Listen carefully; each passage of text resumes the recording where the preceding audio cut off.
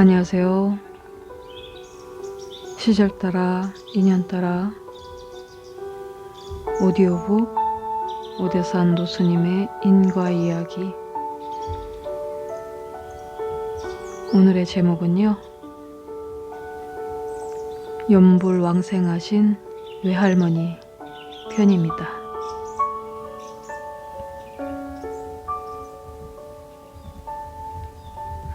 나의 외할머니는 지식인으로 대학 교수이다.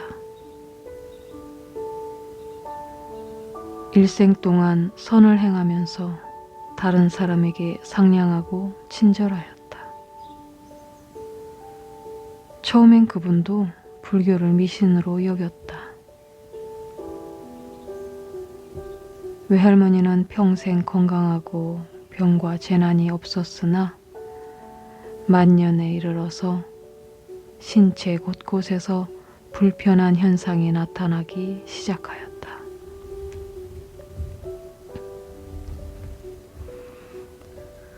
이것은 사실 정상적인 노쇠 현상이며 큰 고통은 없었다.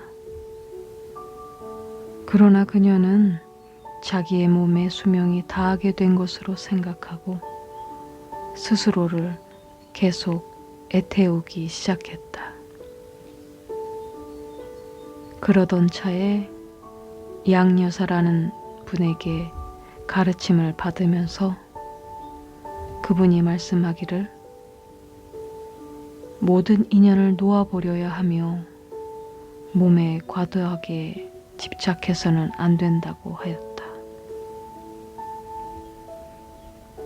그리고 지금은 많은 경서를 읽을 필요 없이 단지 일심으로 연불하여 서방 극락세계에 왕생하면 대자 대비하신 아미타 부처님께서 가르침을 주시면서 우주 인생의 진리를 깨쳐 모든 고통에서 진정으로 해탈할 수 있다고 하였다. 그래서 외할머니는 모든 인연을 놓고 연불하기 시작하였다.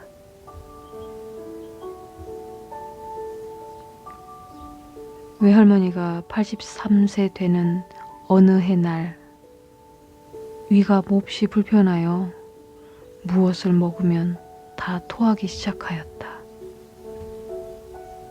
나중에는 간장색의 액체를 토했다. 먹는 것도 없었는데 게다가 계속 토하니 정신이 맑을 데가 없었다. 횡설수설하여 입원해서 검사해보니 의사는 노인이 돌아가실 때가 다 되어서 그러니 치료하는 것은 아무런 의미가 없고 엑스레이 사진상 손뇌가 매우 위축돼서 치매로 변한 것이라고 하였다. 우리 온 가족은 모두 의사에게 100분의 1의 가능성이라도 있으면 최선의 노력을 다해달라고 부탁하였다. 그래서 병원에서는 수액 치료를 하기 시작했다. 나는 집에서 초조한 심정으로 어떻게 하면 효심을 다하여 외할머니를 도울 수 있을까 하고 생각하였다. 갑자기 의사가 치료할 필요가 없다고 한 말이 생각이 났다. 어찌 연불도 안 하고 외할머니의 극락왕생을 도울 수 있겠는가. 그래서 전화를 걸어 양여사라는 분에게 가르침을 구하였다. 그녀는 내게 외할머니를 위해서 지장보살 본원경을 성심으로 염송할 것을 일러주었다. 만약 수명이 다 되었으면 조만간 서방 극락세계에 왕생하여 고통을 면할 것이고, 수명이 다하지 않았다면 조만간 회복해서 수행을 계속할 수 있을 것이라고 하였다. 나는 외할머니를 위해서 매일 성심성의껏 독경하였다. 경을 3번째 독경할 때 외할머니가 깨어났다고 하였다. 정신도 매우 맑으셨고 먹을 것을 요구하셨다고 한다. 나는 독경의 불가사의함을 느끼고 더욱 경건하게 지장경을 7번 염송하였다. 할머니는 이때부터 몸이 하루하루 좋아지기 시작했다. 어떠한 치매 증상도 없고 음성도 또랑또랑 하였으며 기력도 충분하였다. 노인이 저승문에 들어갔다가 이렇게 좋은 상태로 회복하니 의사도 정말 알 수 없는 일이라고 말하였다. 의사는 병을 치료할 때 치료 과정을 이야기하고 외할머니는 치료하는 시간에 같은 병실의 환자에게 염불할 것을 권하였다. 그들이 볼 때는 할머니가 병실에 들어올 때 사망 직전의 환자였는데 예상외로 그들보다 훨씬 회복이 빠르니 매우 놀랐으며 모두 불법을 배워 염불해야겠다고 말하였다. 이 사건은 적지 않은 사람들을 불법으로 인도하였으며 외삼촌, 외숙모도 불법의 불가사의함을 느끼기 시작하였다. 외할머니는 내가 지장경을 염송한 자초지종을 듣고는 불보살님이 자기를 구했다고 깊이 믿고 더욱 열심히 염불하였다. 예전에는 모든 가정사정을 물었는데 이번에는 아무것도 관여하지 않고 나에게 일심염불하여 정토왕생의 자량을 준비해야 한다고 말하였다. 내가 매일 대비주를 염송하는 것을 보고 나에게 대비주의 수승한 공덕을 듣고 대비주를 배우려고 하였다. 양여사가 말하였다. 대비주는 확실히 매우 수승합니다.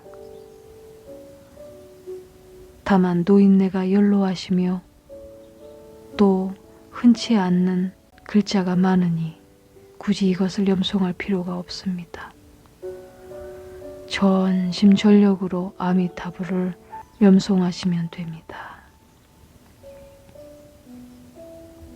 하지만 외할머니는 기왕 대비주가 불법을 배우는 사람에게 필수적인 것이라면 반드시 배우시겠다고 하였다.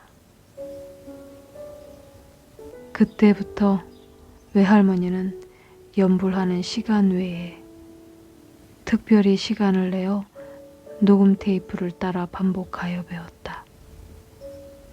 연세가 많아 기억력이 떨어져 자주 잊어버렸지만 불법을 배우겠다는 마음이 매우 견고하여 뜻을 바꾸지 않았다.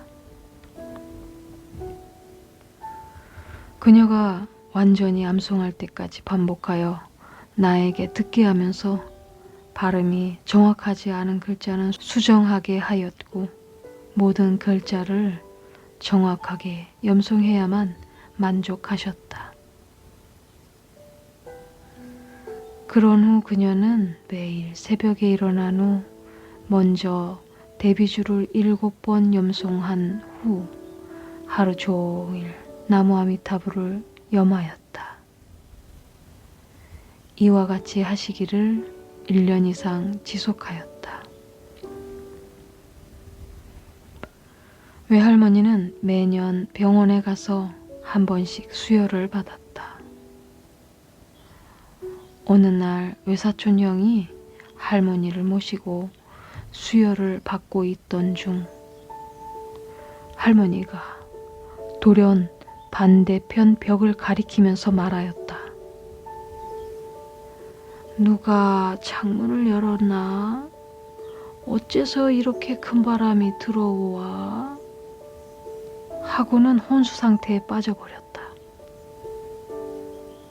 형은 급히 의사를 찾아 응급조치를 하였다. 조금 지나 깨어난 외할머니가 의사에게 하는 말이, 의사 양반, 내가 돌아왔어 라고 하였다. 모두들 이상하게 여겼다. 할머니는 완전하게 정신이 돌아오자 자초지종을 이야기하였다. 정신이 혼미해진 뒤에 내가 매우 넓은 대로를 따라 내려가더라고.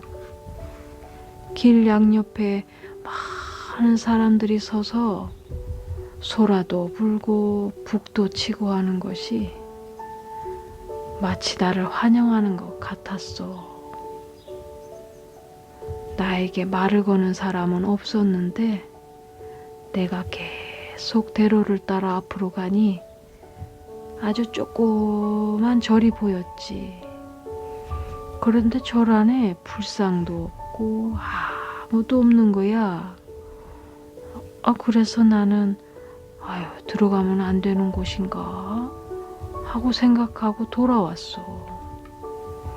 돌아서 걸어오다 보니 깨어난 거야.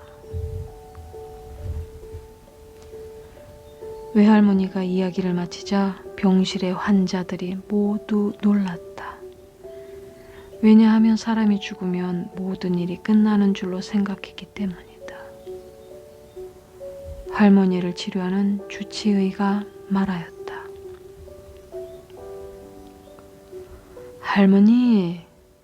할머니가 간 곳은 아마 토지 묘인 것 같습니다. 그곳은 당신이 가셔서는 안 되는 곳입니다. 앞으로 반드시 아미타불이 당신을 맞이하여 서방 극락세계에 가셔야 되고요. 다른 어떤 사람이 맞이하더라도 절대 따라가지 말아야 합니다. 아셨지요? 알고 보니 의사 선생님도 불교인이었으며 이것은 정말로 외할머니의 수행에 도움이 될 것이라 생각했다. 병원에서 집으로 돌아와 외할머니는 모두에게 이러한 일련의 경험을 이야기한 후 반드시 인과와 육도윤회를 깊이 믿고 조속히 불교에 귀의하고 불법을 수행하여 삼계를 벗어나 생사를 해탈할 것을 권하였다. 한 달 후 어느 날 오후 우리 집에 모셔둔 불상이 갑자기 탁자 위에서 미끄러져 내렸다. 매일 내가 불상을 깨끗이 닦고 모셔놓았는데 지금까지 한 번도 이런 일이 없었다. 나는 재빨리 불상을 다시 새로 모셔놓으니 이때 외할머니가 나에게 말했다. 부처님이 내려왔어. 내가 빨리 가야겠다. 나는 듣고 재빨리 말했다. 할머니, 그렇게 생각하지 마세요. 아직 사실 날이 많이 남아 있어요. 이건 오늘 내가 닦지 않고 모셔놔서 불상이 떨어진 겁니다. 할머니하고 상관없어요. 하지만 그분은 여전히 말했다. 갈 때가 됐어. 저녁에 어머니가 돌아오니 외할머니는 속이 안 좋아 아무것도 먹고 싶지 않다고 하였다. 그날 저녁 할머니는 토하기 시작하여 연 사흘 토하였다. 평소 나는 매일 저녁 잠자고부터 날이 셀 때까지 한 번도 일어나지 않는 습관을 갖고 있는데 나흘째 되는 날 새벽 4시경 나도 모르게 갑자기 일어나졌다. 할머니 방에서 무슨 동정이 있기에 건너가서 보니 어머니, 누나 모두 혼수 상태에 빠진 할머니를 돌보고 있었다. 어머니는 누나에게 외사촌 오빠에게 빨리 연락하라며 병원으로 후송할 준비를 시켰다. 이때 나는 재빨리 할머니 귀에다 대고 말했다. 제발 아미타불 연불 하시는 것을 잊으시면 안 됩니다. 반드시 서방 극락세계에 가십시오. 두 분 사촌 형님이 도착한 후 외할머니는 갑자기 깨어나시면서 말하기를, 너희들 어째서 모두 왔니? 두 분 형님은 말했다. 조금 있다가 병원에 모시려고요. 할머니는 말했다. 나는 옷을 갈아입어야겠다. 어머니가 할머니더러 조급해하지 마시고 가실 때 다시 입으시라고 하였으나 할머니는 그래도 옷을 갈아입으려고 하였다. 어머니가 물었다. 어머니, 배고프세요? 배고프시면 이 우유를 좀 마시세요. 할머니는 우유 한 잔을 마셨다. 그리고는 침대 밑에 정리해둔 옷을 다 입은 후 머리가 돌아가면서 몸도 아래로 내려앉았다.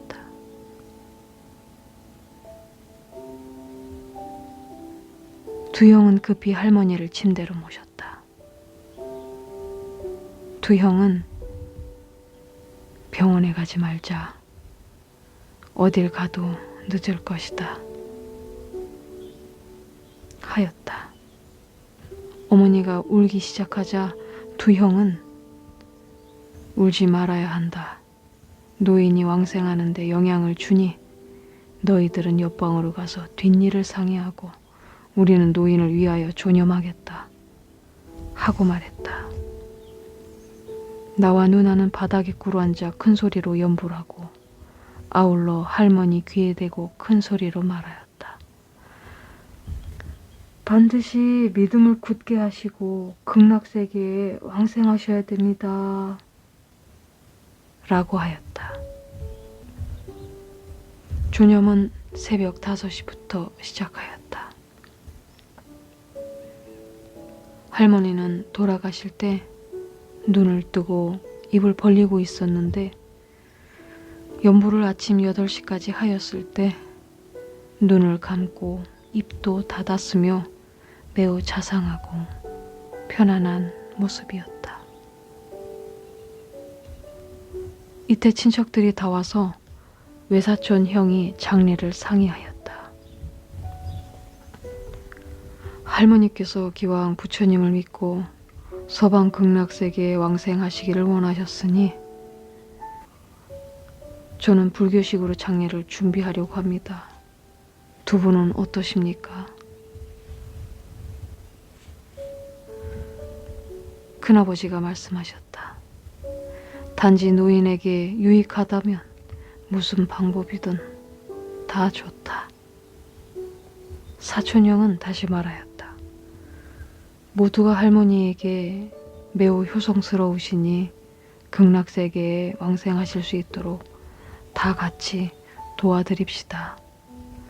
슬픔을 자제하시고 큰 소리로 울지 마십시오. 연불을 원하는 분은 우리와 같이 할머니 옆에서 연불을 하시고 그 밖의 사람은 장례일을 상의하십시오. 8시간 후에 할머니를 목욕시켜드리고 옷을 갈아입힐 수 있습니다. 그런 뒤에 빈소를 설치하겠습니다. 아침 9시경 나는 양여사에게 전화를 걸어 한 번 오셔서 존염의 일을 지도해달라고 부탁하였다. 얼마 지나지 않아 양여사가 문을 들어서면서 말하였다. 매우 좋습니다. 노부인은 이미 서방에 왕생하셨습니다. 제가 전화를 받은 후 바로 내 눈앞에 노부인께서 깨끗한 꽃 속에 단정히 앉아있는 모습이 나타났습니다. 그리고 주변에 몇 분들이 꿇어앉아 연불하고 있었으며 노부인은 연불 소리 가운데서 서서히 서방으로 향해 공중으로 올라가는 모습이 보였는데 그 경계가 매우 상서롭고 장엄하였습니다.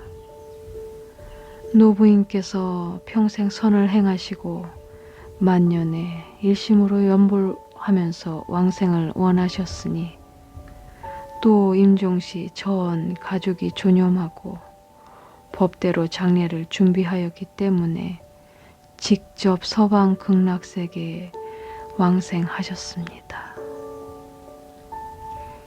이렇게 말한 후 양여사도 우리와 같이 계속 존엄하였다. 그리고 몇 명의 사촌형과 누나는 비록 부처님을 믿지는 않았지만 자기 할머니에 대해 이와 같이 많은 불가사의한 현상을 듣게 된 후 모두 성심으로 노인을 위해 연불하는 것을 보면서 같이 꿇어앉아 연불하기 시작하였다. 그리고 유체를 화장한 후 나는 할머니에게 아미타경을 49일 동안 독송해 드리겠다고 발언하였다. 그리하여 노인의 왕생 품위가 올라가며 아울러 노인의 몸을 나타내 우리에게 안심시켜줄 것을 희망하였다.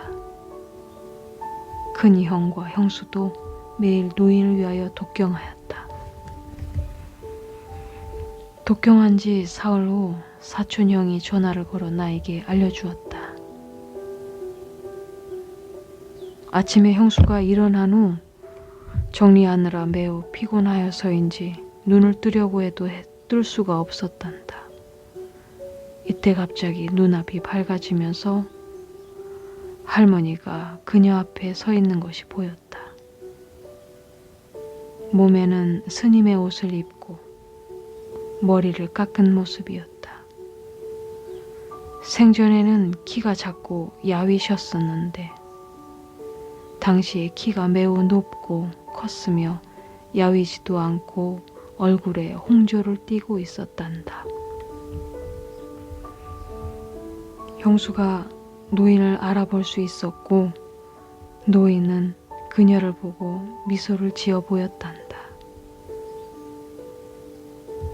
형수는 노인의 머리에 금빛이 빛나면서 눈이 부셔서 볼 수 없었으며 남편을 부르려고 했으나 입을 열려고 해도 열리지 않았고 상서로운 모습이 2, 3분간 지속되다가 서서히 소멸되었다고 하였다. 이 전화를 받고 나는 매우 기뻤으며 연불심이 깊으면 소원이 반드시 이루어진다는 것을 느끼게 되었다.